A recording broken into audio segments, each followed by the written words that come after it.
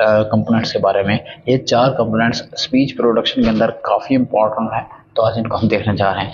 Welcome करता हूँ आपको आज के यूट्यूब चैनल के अंदर, वीडियो के अंदर। So make sure to like and subscribe and also press the bell notification to never miss out. Let's go.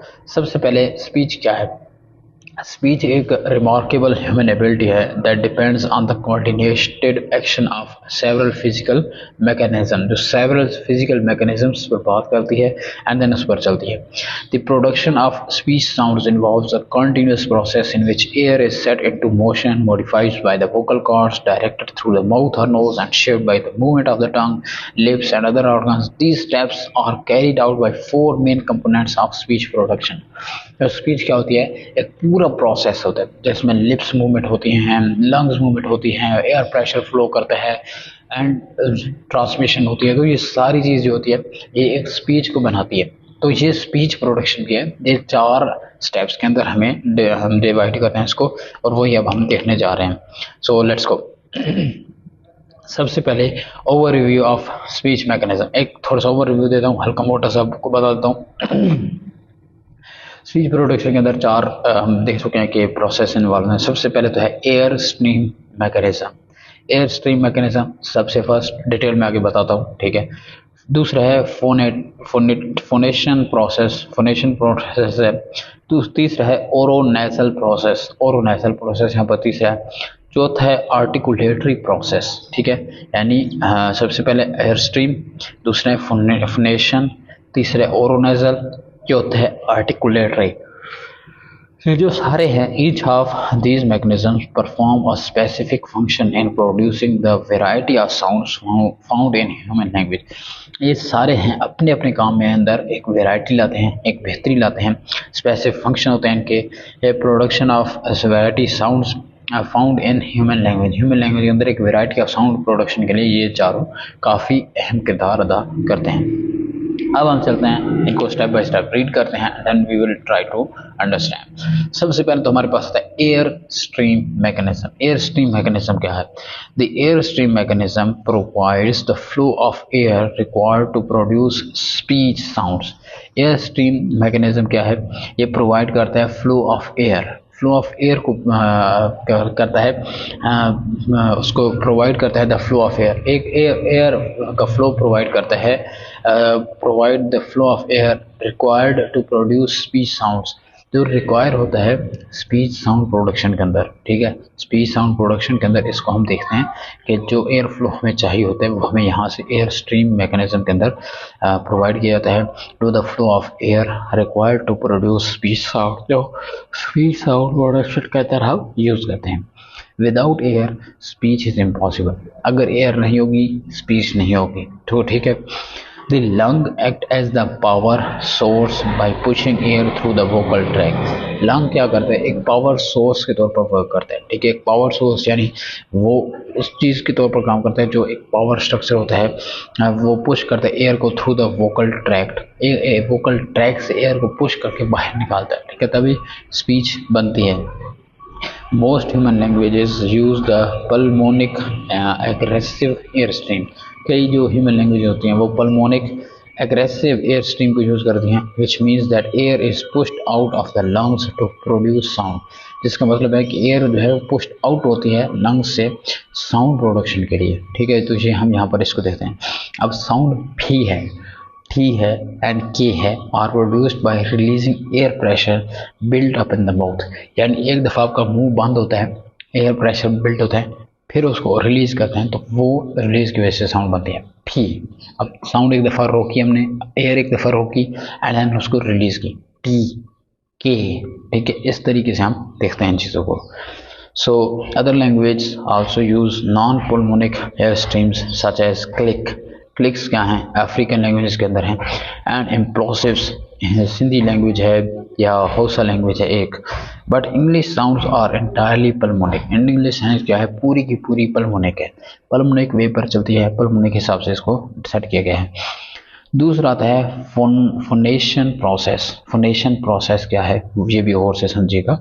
The phonation process takes place in the larynx के अंदर टेक्स प्लेस होता है, बनता है ठीक है, फोनेशन प्रोसेस जो होता है, where the vocal cords also called vocal folds are located, जहाँ पर वोकल कॉर्ड जो है, वोकल फोल्ड है, वो लोकेटेड होते हैं as air passes through the glottis, जैसे एयर ग्लॉटिस से पास होती है, ठीक है, ये ग्लॉटिस है, इससे पास होकर निकलती है जैसे एयर, ठीक है। The space between the vocal chords, जो वोकल कॉर्ड्स जो खड़े हैं इनके दरम्यान से जैसे ही पास होती है, इनके दरम्यान जो स्पेस बनती है वोकल कॉर्ड्स, द कॉर्ड्स में वाइब्रेट और रिमेन ओपन, कॉर्ड्स या तो वाइब्रेट करते हैं ये जो मेरा भी गला ख़राब हो रहा है इसी वजह से हो रहा है कि यहाँ पर ये वाइब्रेशन ज़रा कमज़ोर हो पड़ी है, सर्दी की वजह से गला ख़राब हुआ है, तो इसकी वजह से गला ख़राब हो सकता है, या फिर ये ओपन ही रहते हैं कि चलो बोलते रहो आप, शुरू रहो आप, बात करते रहो, एंड वो आपको उस हिसाब से देखने को मिल जाते हैं जिसकी वजह से क्या हो गया, प्रोड्यूसिंग वॉइस्ड और वॉइसलेस साउंड, जिसकी वजह से या तो वॉइस्ड साउंड्स बनते हैं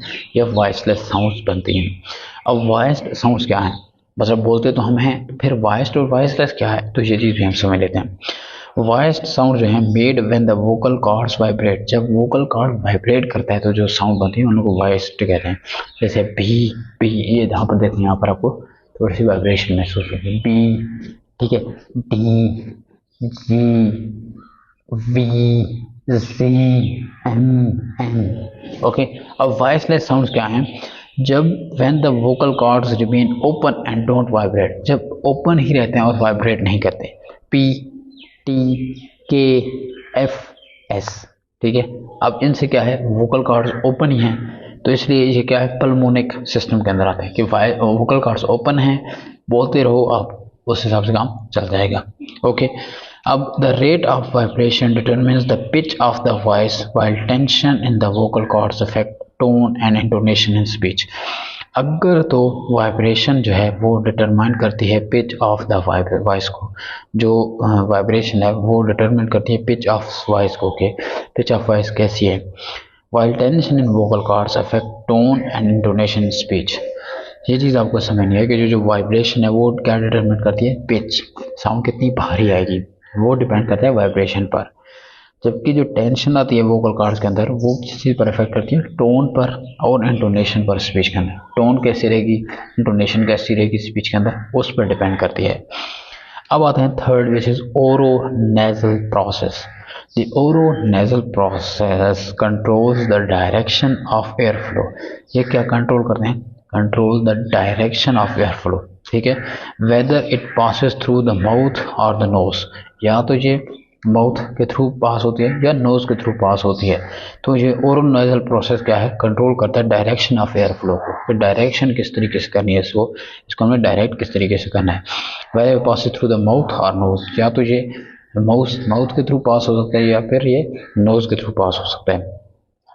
this is managed by the soft palate. अब ये सॉफ्ट पैलेट जो होता है, यहाँ ये तालू, ओके, ये जो ऊपर ये होते हैं ना, ये दांतों के पीछे जगह है थोड़ी सख्त पैलेट है, इसको कहते हैं एल्वियोलर, इससे पीछे जो है वो नरम पैलेट है। अब अगर जीभ का, टंग का फर्स्ट उधर लगाओ तो आपको बड़ा खुश अच्छा सा महसूस होगा, थोड़ी सी मतलब ऐसा फील होता है, तो वही जो है वही एपिग्लॉटस से ऊपर करके, ठीक है, तो वो हिस्सा क्या है, वो सॉफ्ट पैलेट है, उसको वेलम कहते हैं, ठीक है। When the velum is raised, जब वेलम उठता है, रेज होता है, the nasal passage is closed, nasal passage क्या होता है, तो क्लोज हो जाता है क्योंकि उसके साथ ही बने गए दोनों, तो जब वेलम उठता है तो वो ऊपर नोजल को बंद करता है और आवाज़ कहाँ से निकलती है, माउथ से निकलती है, तो passage is closed end air escape only through the mouth, ठीक है, प्रोड्यूसिंग ओरल साउंड्स, जिसकी वजह से एयर स्पेस क्या है, ओरल को धक्का देकर निकलती है, मुंह से निकलती है हवा को,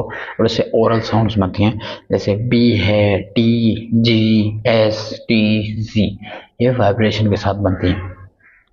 जब वेलम लोअर्ड होता है, ठीक है, वो सॉफ्ट पैलेट लोअर होता है, तो उससे क्या होती है, फ्लो, एयर फ्लो कहाँ से करते हैं, जाहिर सी बात है, अब खुला हुआ है तो ज़्यादा ऊपर आसानी से जा सकती है, तो वो नाक से निकलती है, ठीक है। अभी कई लोग कहते हैं कि तुम यार नाक से बोलते हो, तो वो इसी वजह से होता है, उनका जो वेलम होता है वो नीचे झुका होता है, जिससे एयर फ्लो अक्सर उनके नाक के थ्रू हो रहा होता है।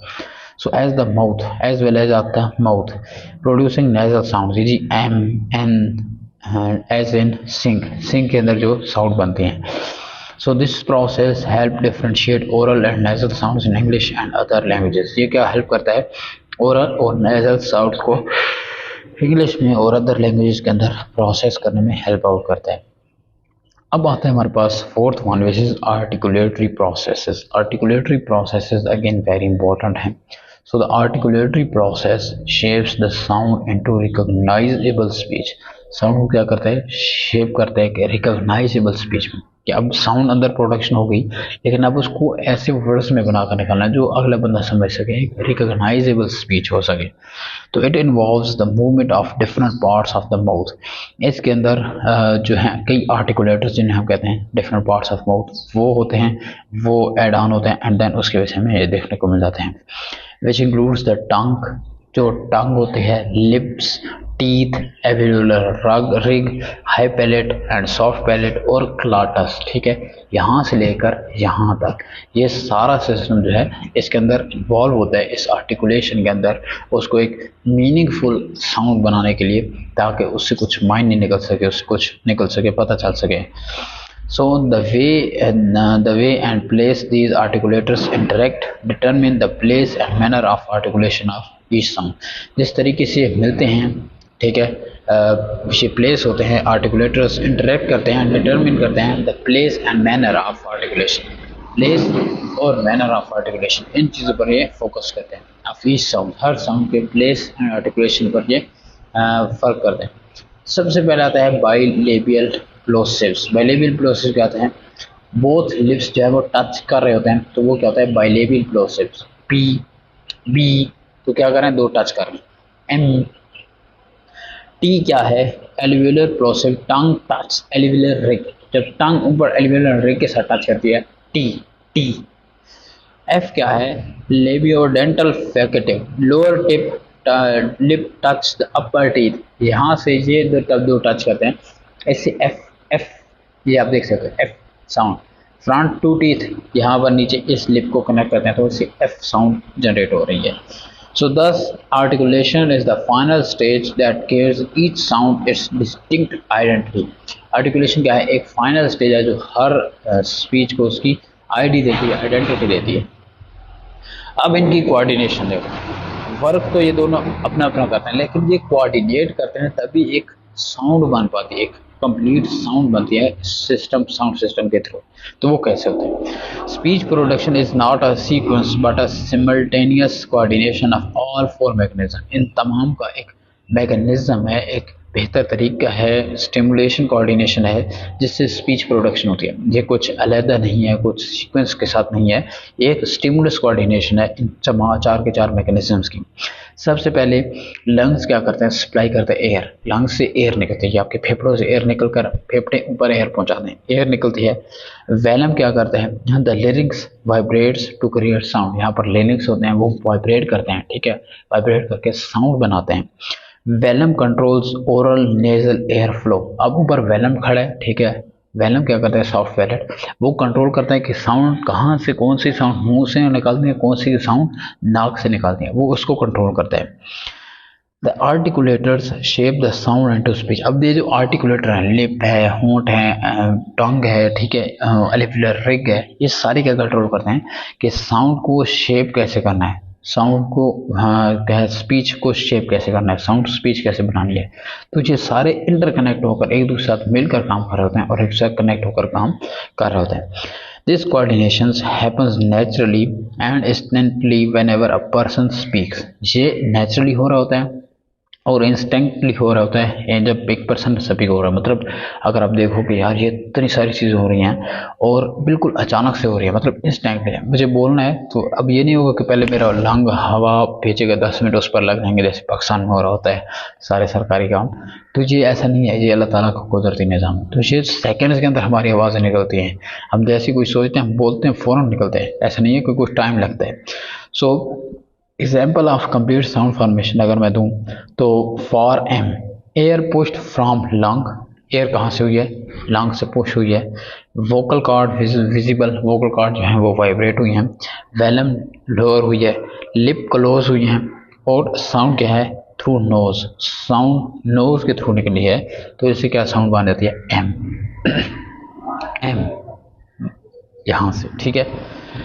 एस के लिए क्या होगा, air pushed from lungs, air सब टाइम लंग्स से ही पुश्ड होनी चाहिए, आपने याद रखना है।